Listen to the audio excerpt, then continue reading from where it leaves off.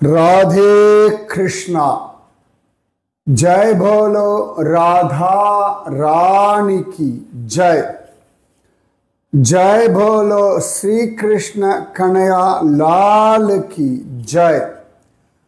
जय बोलो वृंदावन धाम की जय। जय बोलो यमुना मैया की जय। जय बोलो गोवर्धन गिरिराज की जय। जय बोलो आंजनेय मूर्ति की जय। अழகான கோவர்தனம். நம்ம கோவர்தன கிரிதர லீலையை பார்த்தோம். கோவர்தனம் எப்படி அனுமான் கொண்டு வந்தார் அப்படின்னு பார்த்தோம். இந்த கோவர்தனத்தை பற்றி இன்னொரு விஷயம், அதையும் அனுபவிப்போம். அதுக்கு முன்னாடி இந்த கோவர்தனத்தை பற்றி பெரியாழ்வாருடைய பாசுரம் டெய்லி ஒன்று அனுபவிக்கலான்னு சொன்னேன் இல்லையா? இல்லை, இன்னொரு பாசுரம் அனுபவிப்போம்.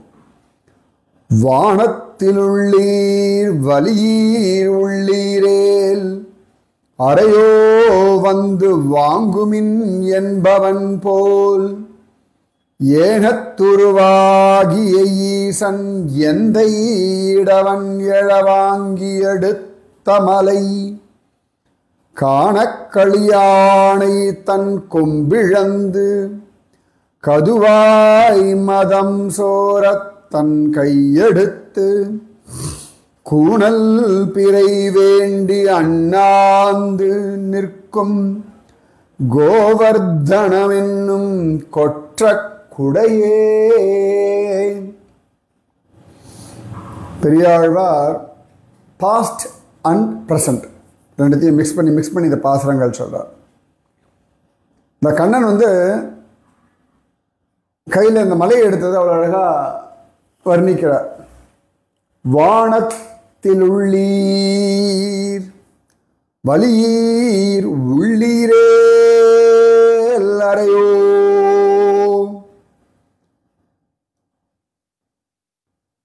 ஏ தேவலோகத்தில் இருப்பவர்களே, என்னமோ பெரிய பலசாலின்னு சொல்லி மழையெல்லாம் கொட்டுறல, என்னோட அளவுக்கு உங்களுக்கு வலியீர் உள்ளீரே அந்த என்ன மாதிரி ஒரு வலிமை இருக்குன்னா அறையோ அறை. சேலஞ்சுடா, வாங்கடா, எவ்வளோனாவது ஒருத்தன் வாங்கடா, எனக்கு சமமான பலம் இருக்கிறோம், எவ்வளோனாவது இருக்கீங்களா பார்க்கலாம், வாங்கடா வாங்கடா வாங்கடா அப்படின்னு அந்த மீசி அப்படி தடவி விட்டு வாங்கடா பட்டப்பயல்களா வாங்கடா அப்படின்ற மாதிரி அறையோ. வானத்தில் உள்ளீர் வலீர் உள்ளீரே எல்லாரையோ வந்து வாங்குமின் என்பவன் போலே. வாங்கடா, எவனாவது ஒருத்தன் வந்து இந்த மலையை நான் கையில் தாங்கிட்டு இருக்கேன் வாங்கிக்கோடா. அதாவது அந்த திமிரம், அந்த பௌருஷம், அந்த ஆண்மை. வானத்தில் உள்ளீர் வலியில் உள்ளீரேல் அறையோ வந்து வாங்குமின் என்பவன் போல் ஏனத்து உருவாகிய ஈசன் எந்தை. யஜ்ஞவராக மூர்த்தியா வந்த ஈசன் என்னுடைய தந்தை. அது பூமியையே தூக்கினவனுக்கு இந்த மலையை தூக்குறது கஷ்டமா? ஏனத்துருவாகிய ஈசன் எந்தை இடவன் எழவாங்கி எடுத்த மலை. இடவன் அப்படின்னா ஒரு மண்கட்டி, அப்படி கையில் சாதாரண மண்கட்டிலாம் இருக்கும் இல்லையா? அந்த மண்கட்டியை தூக்கி கையில் தூக்கி அனாவசியம் அந்த குழந்தைகள்லாம் என்ன பண்ணுவோம், நாங்களாம் சின்ன பிள்ளை விளையாடுவோம், பெரிய மண்கட்டியை தூக்கி தோப்புன்னு போடுவோம். அந்த கல்லாக இருந்தால் அது ஓடும், இல்லாட்டி உருளும், இல்லாட்டி அங்கே டம்னு சத்தம் கேட்கும். மண் கட்டினா அப்படி தூக்கி போட்டோன்னா அது உடஞ்சி அப்படி சதறி அப்படி மண் அப்படி பறக்கும். அது ஒரு குஷி எங்களுக்கெல்லாம். யார் யாருக்கு முடியுமோ அவாவா பெரிய பெரிய மண்கட்டியாக தூக்கி தூக்கி தூக்கி தூக்கி போடும். அப்போ அந்த வெயிட் தூக்கிறதே கஷ்டமாக இருக்கும். அந்த மாதிரி மண்கட்டிய இடவன் எழவாங்கி எடுத்த மலை. ஒரு அல்பமான மண்கட்டியை தூக்குறா போல இந்த மலையை தூக்கிட்டானே, அப்பேற்பட்ட மலை இது. அந்த மலையில் என்ன ஆச்சுன்னா, அந்த இது பாஸ்ட். வானத்தில் உள்ளீர் வலியீர் உள்ளீரேல் அறையோ வந்து வாங்குமின் என்பவன் போல் ஏனத்துருவாகிய ஈசன் எந்தை இடவன் எழவாங்கி எடுத்த மலை. இது இறந்த காலம், கடந்த காலம், கண்ணனுடைய காலம். இப்ப நிகழ்காலத்துக்காக சொல்றார் ஆழ்வார். காணக்களியானை தன் கொம்பிழந்து கதுவாய் மதம் சோர தன் கையெடுத்து. இந்த காற்று அலைஞ்சின்னு இருந்த ஒரு மதம் பிடிச்ச ஒரு யானை, அதுக்கு மதம் வந்தாச்சுன்னா எல்லாத்தையுமே முட்டி முட்டி முட்டி முட்டி தள்ளின்னு இருக்கும். அப்ப இந்த யானை வந்து ஒரு இடத்துல போய் அப்படி குத்தும் பொழுது அதனுடைய தந்தம், கொம்புன்னு சொல்லுவோம் இல்லையா, தந்தம், கோட்டுக்கால்னு சொல்றோம் இல்லையா, யானை கொம்புன்னு இல்லையா, தந்தம், தந்தம் இருக்க அது உடஞ்சி போயிடுதான். ஒரு பக்கம் உடஞ்சி போன காண களியானை தன் கொம்பிழந்து கதுவாய் மதம் சோர தன் கையெடுத்து. அந்த தந்தம் உடஞ்சி போயிடுது. இது அப்போதுலேயும் தேடுறதான், எங்கடா தந்தத்தை காணமே காணமே காணமே ரொம்ப நாளாக தேடின்னு இருக்கான். அப்போ திடீர்னு பார்த்தா ஒரு நாள் ராத்திரியில் அப்படி தேடுறது, பார்த்தா ஆகாசத்திலே அதனுடைய தந்தம் இருக்கான். இந்த திரைச்சந்திரன் பார்க்கறதுக்கு தூரத்தில் தந்தம் மாதிரியே இருக்கும். அதனால அதோ இருக்கே, சரி அதை எடுக்கணும்னு சொல்லிட்டு தன் கையெடுத்து கூணல் பிறை வேண்டி அண்ணாந்து நிற்கும். உடனே அது தன்னுடைய துதிக்கடி மேலே தூக்கி அதை எடுக்கலாம் அப்படின்னு தூக்கிறதான். அப்படியும் பத்தலையா, உடனே அது காலையும் தூக்கி அப்படி ட்ரை பண்ணுறதான். இதில் என்ன ஆகிடுதுன்னா, அதுக்குள்ளே கண்ணன் வந்து இந்த மலையை தூக்கினானா, அப்போ ஆஹா நாம் பிறை பக்கத்தில் போகிறோம், எப்படியாவது நம்முடைய தந்தத்தை எடுத்துரும். அது பிறைன்னு அதுக்கு தெரியாது. அழகாக அது தூக்கி அப்படி நிற்கிறதான்.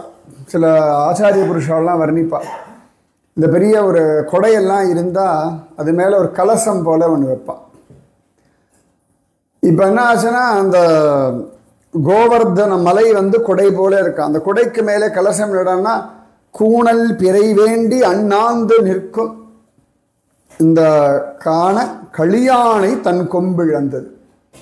அது அப்படி காலை தூக்கிண்டு துதிக்கிய தூக்கிண்டு பிறைய பிடிக்கிறதுக்காக ட்ரை பண்ணுறது. அது அப்படியே கலசம் மாதிரி இருக்கான், இந்த கோவர்தனம் மலை மாதிரி இருக்கான். அப்படி ஜம்முன்னு கண்ணன் அந்த மலையை மண்ணாங்கட்டிமா, சரியா மண்கட்டின்னு மண்ணாங்கட்டின்னு சொல்லுவோம். அதான் அந்த மண்ணாங்கட்டி மாதிரி எடுத்தானான். இந்த மண்ணாங்கட்டி மேலே ஆனால் ஒரு பய வந்து தூங்குறா பார்க்கலாம். வானத்தில் உள்ளீர் வலீர் உள்ளீரேல் அப்படின்னு கண்ணன் எடுத்த அந்த மலையானது கொம்பிழந்த காட்டு யானை கூணல் பிறையை பார்த்து தன் கொம்போ என்று நினைத்து காலை தூக்கி துதிக்கையை தூக்கி நிற்க, அப்படிப்பட்ட கோவர்தனம் என்னும் கொற்ற குடையே. சூப்பர்ல, என்ன அழகான அனுபவம் பார்த்துக்கோங்க பெரிய ஆழ்வார்க்கு. நான் இப்போ ஓடாதுன்னு சொல்லுவேன், இந்த எனக்கு ரொம்ப பிடிச்ச ஒரு பாசுரம் இது. அவ்வளோ வசதியான இந்த கோவர்தனம். ஸோ நம்ம பார்த்தோம், ஆஞ்சநேய மூர்த்தி தூக்கிட்டு வந்தார். ஸோ கண்ணன் தூக்கிறதுக்கு முன்னாடி நிறைய பேர் இந்த மலையை தூக்கியாச்சு. அதில் ஒருத்தர் ஆஞ்சநேயர்னு பார்த்துட்டோம். இல்லை இன்னொரு வருஷன் புலஸ்திய மகரிஷின்னு ஒருத்தர் ரொம்ப ஃபேமஸ். அவரும் பிரம்மாவினுடைய மானச புத்திரர்களில் ஒருத்தர். ரொம்ப ஆச்சரியமான ஒரு ரிஷி, ரொம்ப தபஸ்வி.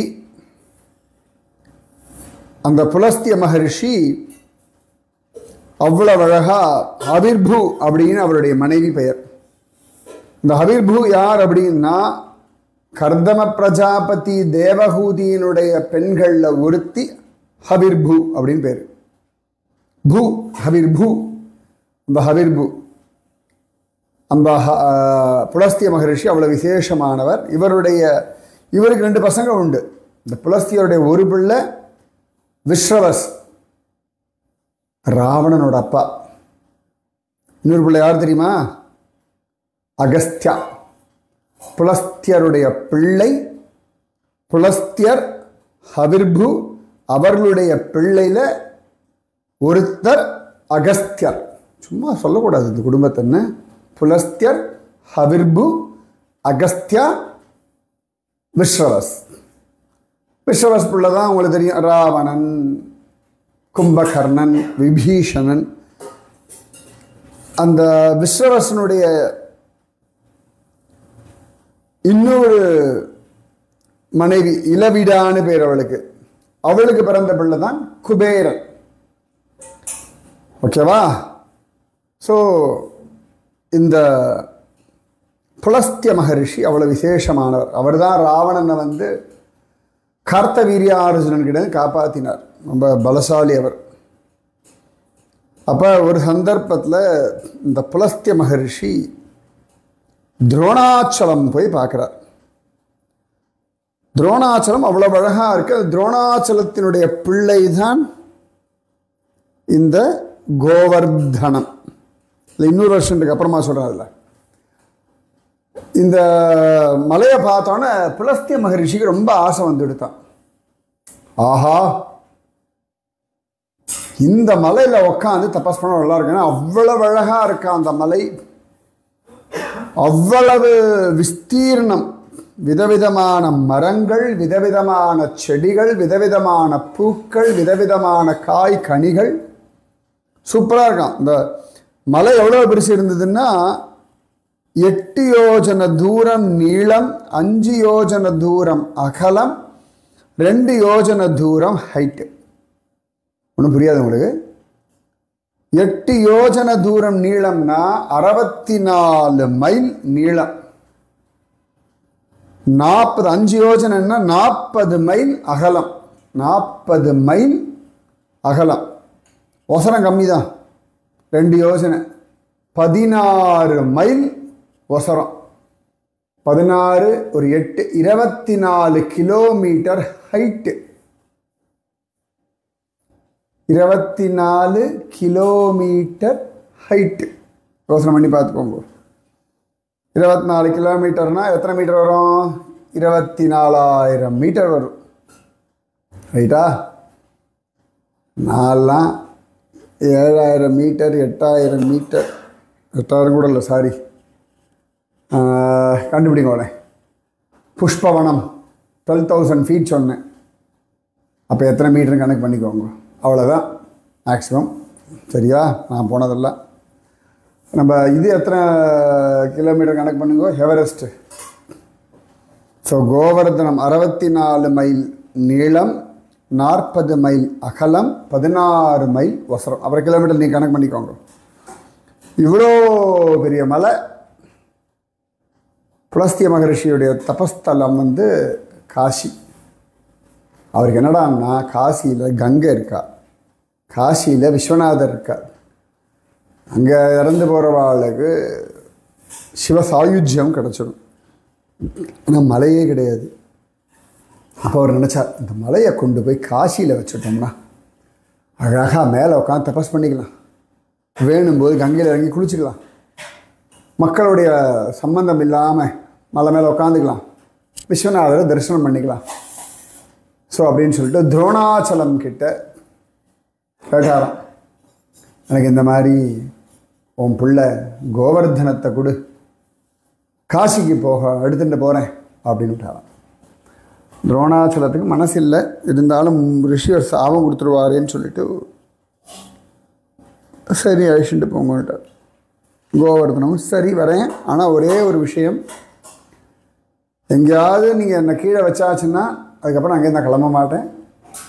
என் வெயிட்டு தாங்க முடியல, நீங்கள் கீழே வச்சாலும் திரும்பி அந்த இடத்துல இருந்து நான் கிளம்ப மாட்டேன். இதற்கு நீங்கள் ஒத்துக்கொண்டா பரவாயில்ல, முதல்ல என்னை தூக்க முடியுமா பாருங்க என்னோடய சைஸ் அப்படின்னு. புலஸ்திய மகரிஷி அவ்வளோ பெரியவர் ஆகிட்டாராம். கோவர்தன மலையை சாதாரணமாக தூக்கும்படியான அளவுக்கு தன்னை வளர்த்துட்டாராம். இப்போ அவ்வளோ பெரிய மகரிஷின்னு பார்த்துக்கோங்க. உடனே சரின்னு சொல்லி எடுத்துகிட்டு வந்துட்டாராம். எடுத்துட்டு ஜாலியாக அங்கே துரோணாச்சல பர்வதத்துலேருந்து தூக்கிண்டு on the way to Kashi. அவர் வேறு ரூட்டில் போயிருக்கலாம், பிரஜபூமி ரூட்டில் வந்துவிட்டார். பிரஜபூமியை பார்த்தோன்னா கோவர்தனம் அந்த இடத்தெல்லாம் தாண்டி தாண்டி வரும்போது ஒவ்வொருத்தருடைய மகாத்மியம் நடந்தது நடக்க போகிறதெல்லாம் அதுக்கு தெரியறது. இப்போ பார்த்து தான், அடடா கண்ணன் வரக்கூடிய ஸ்தலமாச்சே இது. இந்த முனிவரோட போய் அங்கே உட்காந்து என்ன பண்ணுறது? இவர் மேலே உட்காந்து தபஸ் பண்ணிட்டு இருப்பார். அதே கிருஷ்ணவதாரத்தில் கண்ணன் வருவான் லீலை பண்ணுவான்னா அதெல்லாம் அனுபவிக்கணும். இங்கே இருந்துட்டா கண்ணன் மாடு மேய்க்க வருவான், மேலே ஏறுவான், உட்காருவான், விளையாடுவான், மழையில் ஒதுங்குவான், சாப்பிடுவான், ரைட் அப்படின்னு சொல்லிட்டு இந்த கோவர்தனம் ஹெவி வெயிட் ஆகிடுது. ரொம்ப டயர்ட் ஆகிட்டார். சரி அப்படின்னு அப்படி கீழே வச்சுட்டு சிரம பரிகாரம் பண்ணிட்டு திரும்பி வந்து தூக்கினா கோவர்தனத்தை தூக்க முடியலை. கோபம் வந்துடுது. ஏ கோவர்தனமே அப்படின்னு கத்தினார். கோவர்தனம் சொன்னான், நான் ஏற்கனவே உங்ககிட்ட சொன்னேன் அப்படின்னு அவர் கோபம் வந்துடுத்தேன். ஏமாத்திட்டா இல்லவா, தினமும் எள்ளளவு குறைவாய் அப்படின்னு சாபம் கொடுத்தார். ஒரு எள்ளளவு குறைவார். கோவர்தன் இப்படி சொல்லிட்டேளே, கவலைப்படாத, எள்ளளவு குறைஞ்சாலும் துவாபரயுகத்தில் கண்ணனே உனக்கு பூஜை பண்ணுவான்ற ஆசீர்வாதம் நான் பண்ணுறேன். சரி போ, நீ காசியில் வந்து இருக்கணும்னு ஆசைப்பட்டேன், கண்ணனோட ஆசை நீ இங்கே இருக்கணும்னு, போ போ இருந்துட்டு போ அப்படின்னு சொல்லிட்டு கோவர்தனத்தை பிரஜபூமியில் வச்சுட்டு போயிட்டார். இல்லாட்டி காசியில் போய் இருக்க வேண்டிய மலை விஸ்வநாதர் ஜம்முன்னு விசாலாட்சியோட உட்காந்துட்டு அனுபவிச்சிருக்க வேண்டிய மலை கடைசியில் ராதையும் கிச்சாபையிலும் அலைஞ்சின்னு இருக்க மலை. இந்த கிச்சாபையில் எப்பவுமே அப்படிதான். இந்த சிவபெருமானோட அபகரிக்கிறது அவனுக்கு ஒரு தனி ஆனந்தம். குருவாயூர் ஸ்தலமாக இருக்கட்டும், பத்ரிகாசிரமமாக இருக்கட்டும், நிறைய சொல்லலாம். எல்லாத்தையும் அபகரிக்கிறதே அந்த பயலுக்கு வேலை. என்க்ரோச்மெண்ட், அது கிருஷ்ணோச்மெண்ட் தான் சொன்னேன். எப்போ பார்த்தாலும் எல்லாத்தையும் அபகரிக்கும் அது. ஸோ அந்த கோவர்தனம் இப்படியாக பிரஜபூமிக்கு வந்தது. இன்றைக்கி பார்த்தோம்னா கோவர்தனம் வசனம்லாம் பார்த்தோம்னா ஒரு மாடி ரொம்ப ரேரஸ்ட் ரேர், 1.5-2 மாடி இருந்தால் பாக்யம். இன்றைக்கெல்லாம் டெய்லி 7 அளவு குறைஞ்சின்னு இருக்கு. ஒரு ஸ்டேஜுக்கு அப்புறம் அந்த இடத்துல மழை இருந்தது அப்படின்னு சொல்ல தான் முடியும். அதுலேயே நடுவில் உத்தரப்பிரதேசத்தை ஆண்ட சில அரசியல்வாதிகள்லாம் மலையை உடச்சி விற்கிறதுக்கு பார்த்தா அப்புறம் ஜனங்கள்லாம் ப்ரொட்டஸ்ட் பண்ணி அது கண்ணன் காப்பாற்றிட்டேன் வச்சுக்கோங்க. இன்றைக்கெல்லாம் ஒரு 21 கிலோமீட்டர் தான் அதோடைய மொத்த பிரதட்சணம் தூரமே. சரி, எத்தனை பேர் இந்த கோவர்தனத்தினுடைய ரூபம் என்னன்னு கண்டுபிடிச்சார்? பல இடங்களில் கோவர்தனத்தினுடைய ரூபத்தை மயில் போலே அப்படின்னு வர்ணிக்கிறார்கள். மயிலும் அதனுடைய தோகையும் போல. நிஜமாக இன்றைக்கி டாப் வியூவில் பார்த்தா அப்படி தான் இருக்கும். நம்ம பரிக்கிரமா பண்ணும்போது இப்படி நீளமாக போயிட்டு 21 கிலோமீட்டர் இப்படி சுற்றின்னு இருப்போம். ஸோ இது இன்னொரு டிசைனும் உண்டு கோவர்தனத்துக்கு, அதுக்கப்புறமா சொல்கிறேன். ஸோ கண்ணன் தூக்கிறதுக்கு முன்னாடி புலஸ்திய மகரிஷி தூக்கி வந்திருக்கார். கண்ணன் தூக்கிறதுக்கு முன்னாடி ஆஞ்சநேய சுவாமி தூக்கிட்டு இருக்கார். கடைசியில் தான் இந்த பையன் தூக்கினான். கடைசியில் கிரிதாரின்ற பேர் இவனுக்கு தான். சரியாக உள்ளபடி சொல்லணும்னா ஆஞ்சநேயரையும் கிரிதாரி சொல்லணும். ஏன்னா அவர் சஞ்சீவனி பர்வதத்தையும் தூக்கி வந்திருக்கார். புலஸ்திய மகரிஷி இந்த மலையை தூக்கி வந்திருக்கார் கிரிதாரின்னு. ஆனால் இன்றைக்கி போய் சொன்னால் கிரிதாரின்னா கண்ணன் மட்டும்தான். அதனால தான் கிரிராஜன்னு பேர், மலைகளின் ராஜன். கிரிதாரி தூக்கியாச்சுன்னா அவன் தானே ராஜன். இப்படியாக இந்த புலஸ்திய மகரிஷி காசிக்கு கொண்டு போக வேண்டிய மலை இந்த கோவர்தன மலை. இந்த கோவர்தன மலைக்கு ஒரு பிரதர் உண்டு, ரொம்ப நல்லவன். அவனோ ராமபக்தன். யார் என்று கண்டுபிடித்து சொல்லுங்கள். அந்த விஷயத்தை நாளை பார்ப்போம். நான் இன்னும் கோவர்தனத்தினுடைய லீலாஸ்தலங்கள், தீர்த்தங்கள் இதுக்கெல்லாம் உள்ளே வரல. புராண இதிகாசங்களில் சொல்லப்பட்டிருக்கக்கூடிய கோவர்தன வைபவத்தை சொல்லி கொண்டிருக்கிறேன். ஓகேவா? ராதே கிருஷ்ணா, ராதே கிருஷ்ணா, கிருஷ்ணா ராதே, ராதே கிருஷ்ணா, கிருஷ்ணா ராதே, ராதே கிருஷ்ணா, கிருஷ்ணா ராதே, ராதே கிருஷ்ணா, கிருஷ்ணா ராதே. जय बोलो राधा रानी की जय, जय बोलो श्री कृष्ण कन्हैया लाल की जय, जय बोलो वृंदावन धाम की जय, जय बोलो पुलस्त्य महर्षि की जय. जय बोलो द्रोणाचल पर्वतराज की जय, जय बोलो गोवर्धन गिरिराज की जय जय जय। राधे कृष्णा। जय बोलो काशी विश्वनाथ भगवान की जय। राधे कृष्णा।